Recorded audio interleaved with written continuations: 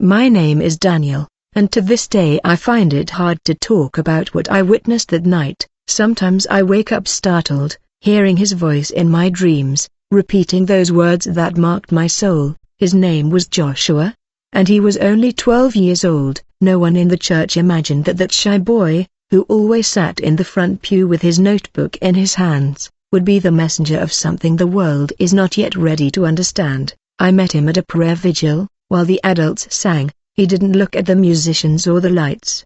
He stared up at the ceiling as if seeking something higher. He had a strange way of remaining silent with a peace that did not belong to his age. That night, after the service, he approached me and said, "Brother Daniel, the Lord is going to ask me to say something very difficult, but I must obey." I smiled, not understanding. I thought it was part of his childish fervor or a simple spiritual imagination, but 3 days later, those words would take on a meaning I'll never be able to forget. On December 17th, the church was packed. It was the last service of the year, and everyone was talking about resolutions, plans, and goals. No one expected what was about to happen. Joshua asked the pastor's permission to say a few words. At first, they hesitated because he was just a child, but he insisted with a seriousness that disarmed everyone. "It'll only be a few minutes," he said. When he stepped up to the altar, the atmosphere changed. His voice was soft, but each word carried a supernatural weight. He opened his notebook,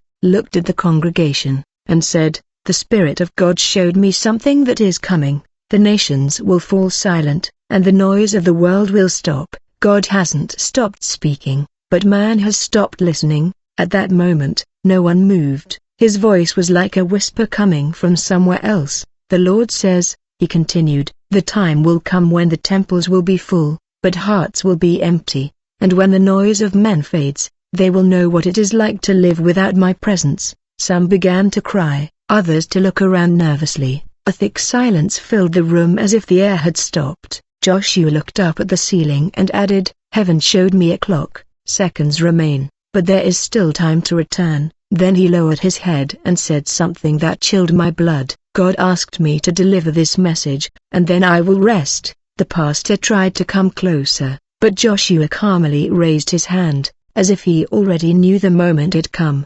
"Do not be afraid," he said. "When the world falls silent, God will speak again." And just as he finished that sentence, his voice broke, the microphone fell to the floor, and he fell with it. Chaos ensued, screams, prayers, people running. I ran to the altar. Joshua was motionless, his face calm, as if he were asleep. The paramedics arrived minutes later, but it was useless. They said he had a cardiac arrest. Too young, impossible. One of them murmured, however, in his right hand.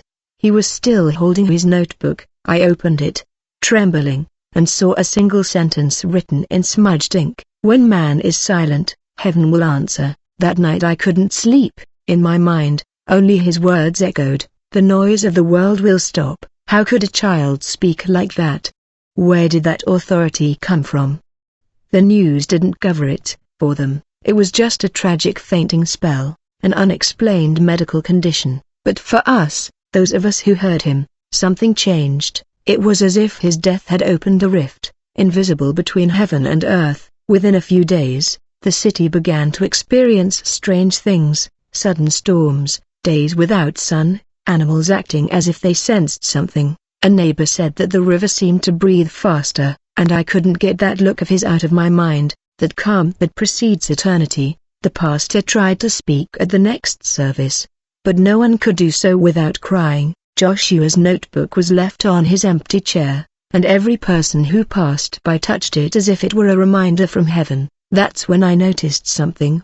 On the last page, just below his message, he had written a date. December will mark the beginning of silence. Since that day, my heart has never been the same. Sometimes, as night falls, I feel like the world has become quieter. I can't explain it, but it's as if the air weighs differently, as if all of creation were waiting for a command. And when I hear that silence, I remember his voice. When man is silent, heaven will answer. Today I tell this, not out of fear, but because I know his message was not just for us, but for all humanity. Joshua died, but his prophecy lives on. He said that God would allow the noise of the world to die away, not to punish us, but to awaken us.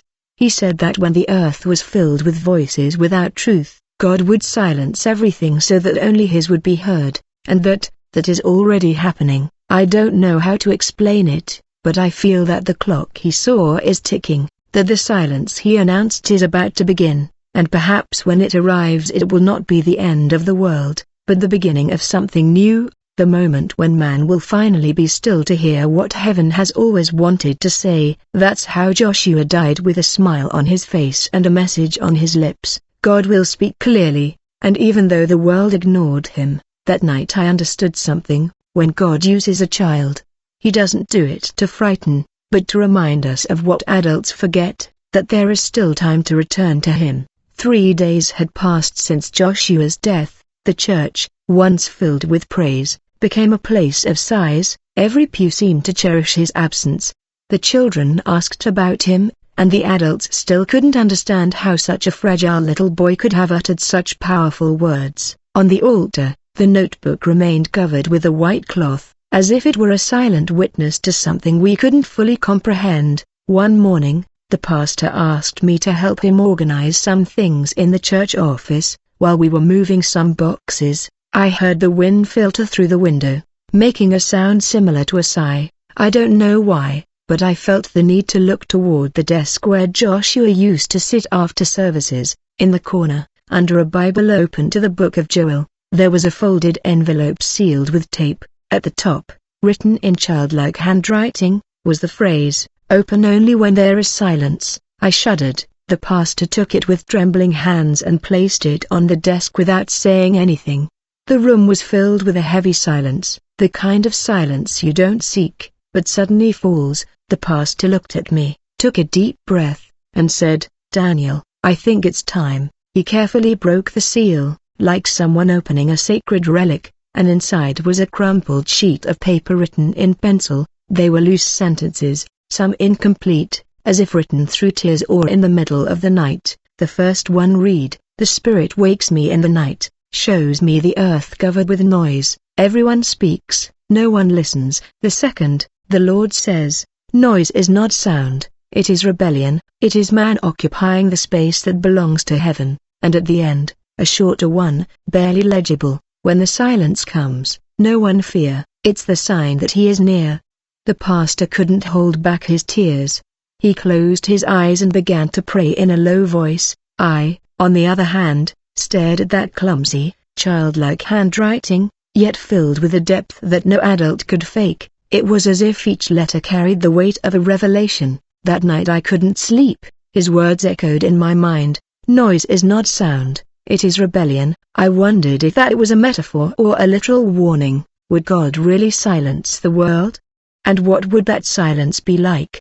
At dawn, I felt an impulse I couldn't resist. I went to the church. The doors were closed, but the air around it seemed different, as if the place was breathing. I sat in the back pew and opened Joshua's notebook. I didn't know there were more pages written. The first ones spoke of common prayers, carefully copied Bible verses, but as I read on, the words changed in tone. They became more direct, heavier, as if they hadn't come from a child. On one of the pages, there was a drawing. It was an hourglass, but instead of sand inside, there were tiny points of light falling slowly downward. Below, a sentence, "The light runs out before time." I turned to the next page. There, in large letters, was written, "The earth will tremble not because God punishes it, but because it no longer listens to Him." Below, a paragraph that seemed to have been written in haste. I saw multitudes praying without faith. I saw altars without fire. I saw men speaking of love,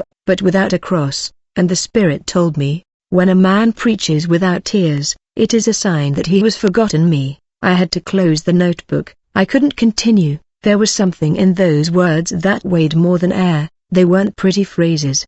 They were open wounds. I left the church and stood on the sidewalk looking at the sky. The clouds moved slowly, but the atmosphere felt heavy. On the radio of a passing car, I heard news of a major storm approaching the country, an unusual phenomenon for this time of year. The announcer said, I felt a chill. That afternoon, as clouds began to cover the horizon, I returned home with the notebook in my hands, placed it on the table, and opened it again to the last written page. There, at the end, in blue ink and shaky handwriting, was a note dated the very day of his death. It said, "Tonight God will speak, but the world will not understand. Don't look for noise, look for silence."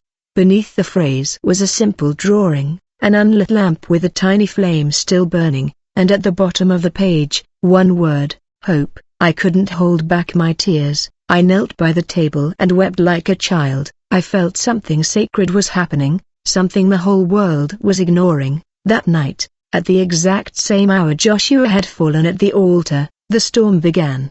The wind roared, the rain pounded, and for a moment the electricity went out. The entire city was plunged into darkness. In the midst of that blackout, for the first time in my life, I heard absolute silence, no dogs, no cars, no voices, nothing, and it was in that silence that I understood what the boy had meant. It wasn't the end of the world, it was the beginning of the judgment of noise. God was silencing the earth so that his voice could be heard again. The next morning, the streets were covered with branches and debris, but something stranger happened. People walked slowly, without speaking. Those who normally argued about anything now looked at each other with respect. Children played without shouting, car horns remained silent. It was as if everyone sensed something invisible was watching. I took Joshua's notebook and reread the phrase on the envelope, "Only open when there is silence." I understood then that that storm was not a coincidence, it was confirmation. Silence had arrived. That was the first sign. What came next was even more disturbing, because God was not only silencing the earth, he was beginning to test hearts. After that supernatural silence, the atmosphere changed throughout the town. People began to live with a strange mixture of fear and reverence. No one dared to take God's name lightly anymore. Many, even the most skeptical, said they felt something different in the air, as if an invisible presence was watching them. I, however, couldn't stop my send feedback. Joshua's face flashed before my eyes. His every word had become an echo that followed me even in my dreams. One night I woke with a start, feeling like someone was calling my name. In the silence, I heard something that wasn't a voice or a thought. Back to the notebook, I grabbed a flashlight. I sat at the table and opened the old notebook with its worn covers. From the middle, the pages were different. They had no dates, only short sentences, some written in more crooked handwriting, as if I'd jotted them down half asleep. I felt a chill when I read the first one. Silence will not be a punishment, it will be a mirror in it. Every soul will see who it truly is. I turned to the next page. There was a drawing, a crowd with its mouth open, but without sound. Above it, the sentence, "When the man stops speaking, the heart will begin to scream." The following pages seemed to have been written at different times, as if the child had received fragments of the same message. One said, "The Spirit showed me 3 signs. The first, words will lose value. The second, truth will be treated as an enemy. And the third, love will grow cold, and they will call it maturity." I had to stop. I closed the notebook and took a deep breath. Those phrases couldn't have come from a child's imagination. There was a strange authority, a spiritual weight that made each word feel alive.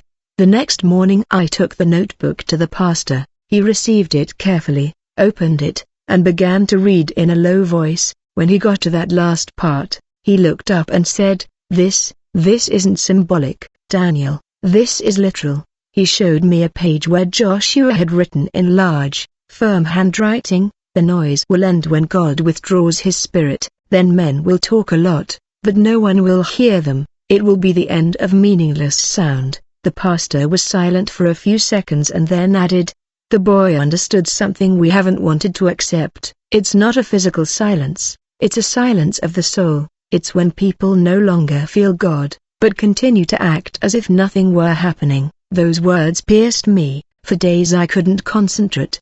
On the radio, the news talked about massive blackouts in different countries, about solar storms, about satellite failures. Some called it a coincidence, but I knew it wasn't. The noise of the world, the voices, the networks, the distractions were slowly beginning to fade away. One night I decided to reread the notebook from the at first, looking for something to help me understand the purpose of all this. Among the first pages was a note I'd never seen before. It was small, written in the margin: "When man lives without purpose, God will take away the sound of uselessness." Further on, another sentence said, "The world will drown in empty words, then silence will come, not as punishment, but as a cure." And on the next page, a more direct warning: "Leaders will speak, but their voices will have no power, kings will command, but no one will listen, the sound will turn to dust." As I read, an idea pierced my heart.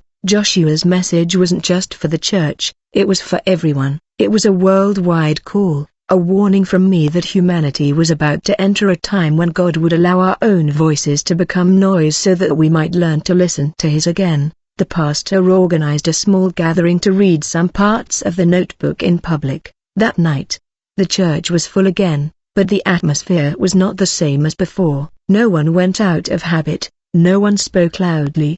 It was as if everyone knew they were about to hear something sacred. The pastor went up to the altar, opened the notebook, and read with a trembling voice, "God showed me a day when the churches will be ablaze with fire. They will be cold outside, but cold inside. People will talk about love, but without forgiveness. They will look for miracles, but they will not look for the one who performs them. That will be the day of spiritual silence." A woman in the second row began to cry. Another man fell to his knees. Everyone clapped, no one shouted. It was as if an invisible presence filled the air. I felt a warmth run down my arms and knew something in that message came straight from heaven. After the reading, the pastor closed the notebook and said something I'll never forget: "The boy died, but his word lives on." It wasn't a coincidence. God wanted to speak with a pure voice, without embellishment, without pride, which is why He chose a boy. That night, as I returned home, the sky was completely clear. I looked up and remembered another phrase written in the notebook: "When everyone is silent, look at the sky, there will be no confusion." And that was when I realized something that chilled my soul.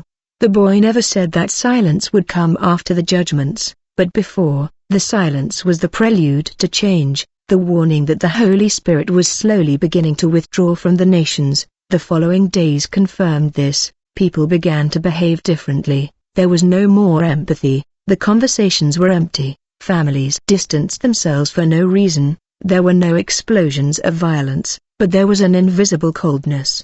It was as if something essential was disappearing, as if life itself were losing color. A phrase from the notebook haunted me: "The silence won't be total at first, it will begin in the hearts." Every time I saw the indifference in people's eyes, I felt that prophecy was being fulfilled. It was as if all of humanity was entering a soundless sleep, a spiritual lethargy from which few would awaken. That night, as I was about to fall asleep, I heard that soft voice inside me again, the same one that had awakened me before. He said, "You haven't read the last part yet." I got up, turned on the flashlight, and looked for the final pages of the notebook. They were stuck together, as if the ink had mixed with tears. Carefully, I separated it. There was a single paragraph written in almost faded ink: "God does not want to destroy, He wants to awaken. Silence will be His last call before He returns. Do not expect thunder or fire. Listen to the emptiness. There, amid the silence, you will hear His voice." I slowly closed the notebook. I felt a mixture of fear, tenderness, and reverence. The child had spoken the truth. God spoke clearly, but few heard Him, and I understood that the true judgment would not begin with screams or catastrophes, but with the moment most feared by humanity, when God stopped speaking and the world gave way. It was too late. The first signs came without warning. No one imagined that what Joshua wrote in that notebook would begin to be fulfilled so suddenly.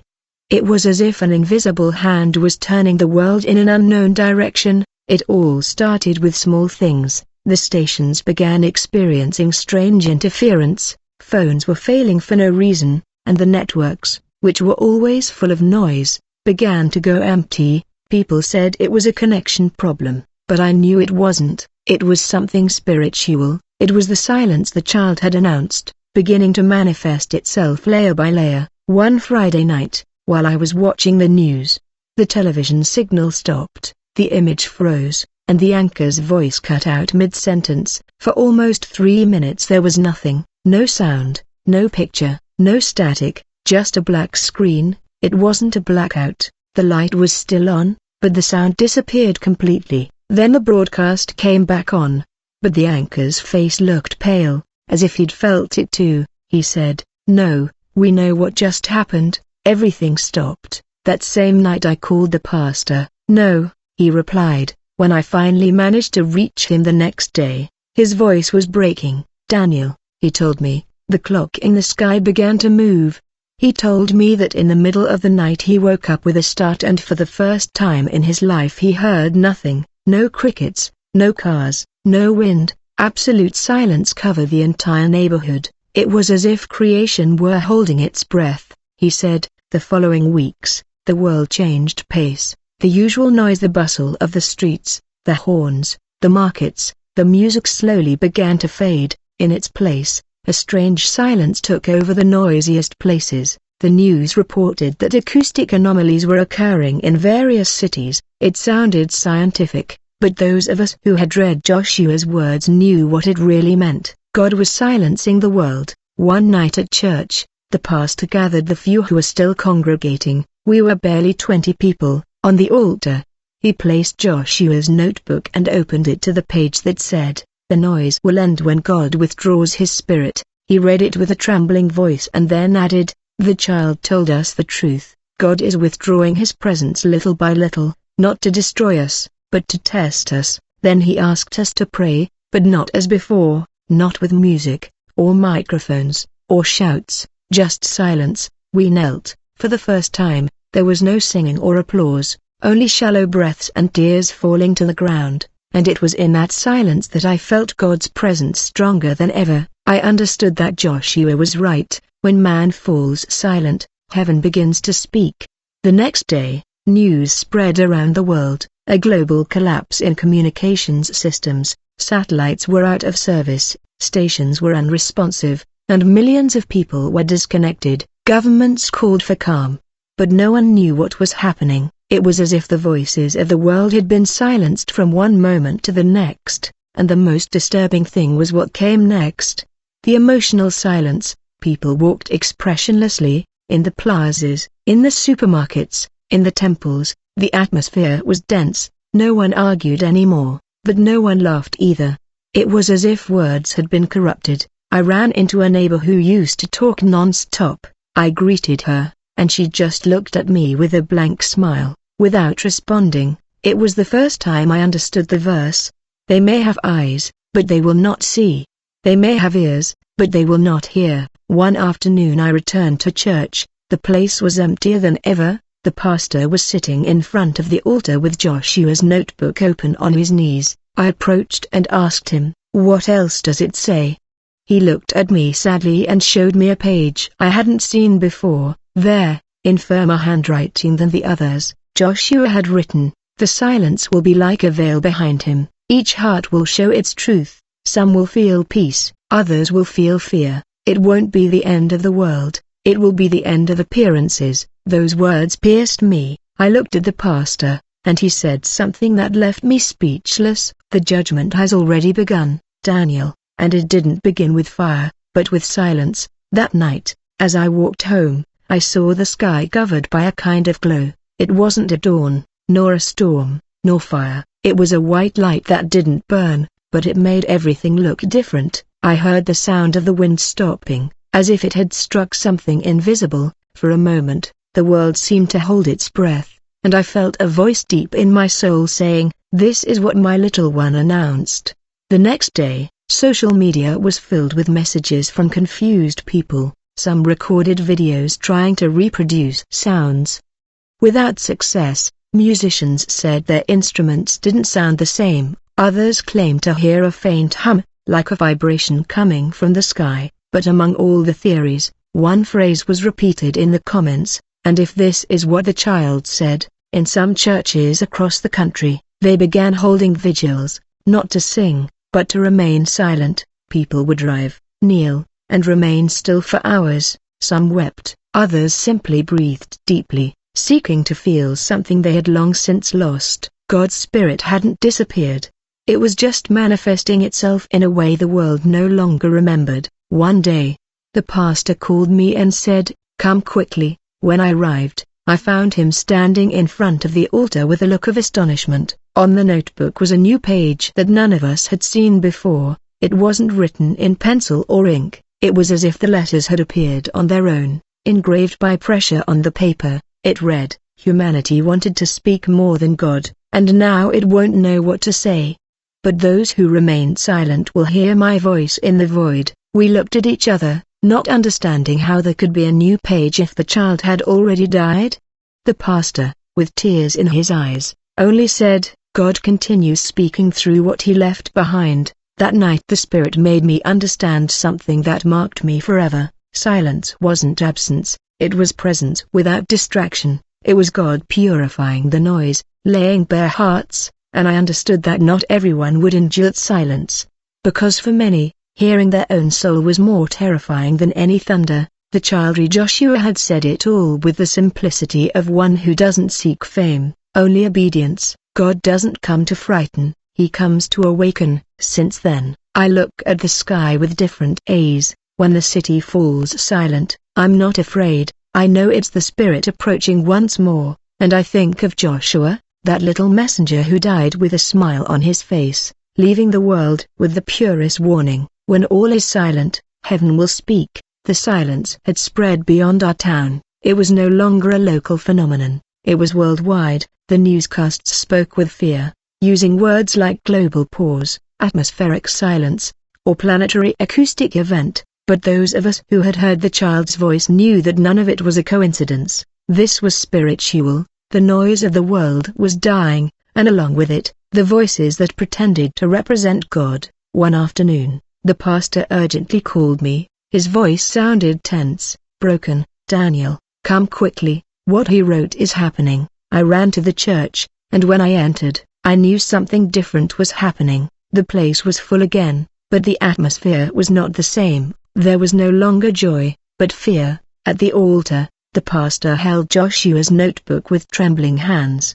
He handed it to me without saying a word. On one of the middle pages was a note I didn't remember reading before. It said, "Days will come when many voices will speak in my name. Some will sound sweet, others will make you tremble, but only one will bring my presence." Discern the echo of heaven from the man's voice. The pastor took a deep breath and added, "This is happening now. Look." He turned on a small screen on the wall. Dozens of videos were broadcast there from people claiming to receive divine messages. Some were crying, others screaming, others talking about prosperity and power. Millions followed him. It was like a spiritual fever. Everyone wanted to be heard, but no one wanted to listen. "That's what the child wrote," I said, trembling. "The spiritual noise must also die." The pastor nodded. "The Holy Spirit is withdrawing, and many are trying to fill that void with their own voices." As the days passed, the world seemed to enter an invisible war for the truth. Everyone claimed to be right. Some claimed the silence was a conspiracy, others said it was the apocalypse, and some denied everything. But the most disturbing thing was what happened inside the churches. Many temples filled with lights and screens began to lose their luster. The services no longer felt the same. The words sounded empty, the chants weren't meaningful. They moved me, and the prayers seemed to crash against the ceiling. It was as if the Spirit had been replaced by habit. Into that void appeared new leaders, more charismatic, more convincing, promising quick solutions and new revelations, but something about them wasn't genuine. One Sunday, while watching one of those messages on television, I felt a strange unease. The preacher spoke of a new gospel, one without the cross, without repentance, where everything was acceptance. The people applauded him. He said that the silence we were experiencing was the sign that man no longer needed to be guided by God. I closed the television, my heart frozen. This was the confusion Joshua had warned about. I returned to my notebook looking for answers. On one of the last pages, in shaky handwriting, I had written, "The truth will seem too much, harsh and the most human deception, and when man chooses comfort instead of repentance, they will know that silence was not punishment, it was proof." As I read those words, I felt the air leaving me. We were experiencing exactly that. Good people, but tired of the truth, were beginning to accept sweet lies. Faith was turning into a show, and love into powerless speech. The pastor, with tears in his eyes, told me, God is separating his own. This silence isn't absence, it's selection. He is revealing who truly seeks him and who is only using his name. That night, I dreamed of Joshua. He was standing in a wheat field with the wind blowing gently. His face shone with a soft light. He looked at me and said, "The Lord is cleansing the earth, not with fire, but with silence. The noise will be removed so that only the singing of the sincere will remain." I woke up crying. It was as if his spirit was still guiding us. I felt him so real, so present, and I understood that his death had not been the end, but the beginning of a process that God himself had initiated to purify his people. The following days were even stranger. Governments began to meet in secret, trying to understand what was happening. Scientists couldn't find an explanation. The sound disappeared in some areas of the planet for minutes, sometimes for hours. Birds stopped singing, the oceans seemed to calm, and animals looked up at the sky in confusion. The whole world was on pause. But no one knew why. One night, as the silence deepened, the pastor showed me one last note in his notebook. It was written in a different ink, as if the child had added it just before he died. It said, "When the noise dies, look at Israel, God's clock will move again." That phrase took my breath away. I remembered what the pastor had once taught, that God's timing always revolves around his people, and now the news confirmed that something was happening over the military movements, political divisions, a climate of inexplicable tension. Everything was happening at the same time. The world fell silent. The pastor closed the notebook and said, "The boy saw more than we imagine. Silence is not only a sign of judgment, but the prelude to an awakening. God is going to do something the world will not understand." That night, as I prayed in my room, I felt a clear voice in my heart. It wasn't audible, but it was more real than any sound. It said, "When the world tires of hearing lies, my voice will be sweet again." I wept. I understood that silence was not meant to frighten us, but to heal. God was silencing the false voices, the hollow speeches, the spiritless religions, and although many would not endure it, those who remained faithful would discover that silence can also be an altar. Since then, every time the news reports the strange silence of the earth, I close my eyes and remember Joshua. I remember his notebook, his voice, his prophecy, and I repeat to myself, "Do not fear silence. In it, God still speaks, because even if the world thinks it has lost its sound, what it has really lost is its connection with heaven." But the child said it clearly, silence is not the end, it is God returning, to speak out. Silence had been the first warning. But then something else came. Nature began to respond. It was as if the entire creation, which had been holding its breath, finally exhaled in pain. It all began one morning. The ground shook slightly, and animals began to move strangely. Dogs howled at the sky, birds circled, and the air had a different metallic smell. That same morning, the news reported that the sea had suddenly receded on various coasts around the world. Cameras showed boats stranded on the sand and fish dying on the shore. No one understood what was happening. As I watched the images, I remembered one of the phrases from Joshua's notebook, which until that moment hadn't made sense. When God's voice is ignored, nature will speak, the sea will rise, the earth will shake, and hearts will be tested. That prophecy was already being fulfilled. The seasons stopped behaving as before. Winter arrived while it was still autumn. Rain fell in places that had been dry for years, and in some parts of the world, the sky began to turn a reddish hue at dusk. People took photos, uploaded them to social media, and commented on them as curiosities, but who knew what the child wrote? Did we understand that this wasn't natural art? It was a divine warning. Humanity continued to search for technical answers. Some scientists said it was an atmospheric change, others spoke of electromagnetic fields, but no one could explain the perfect sea.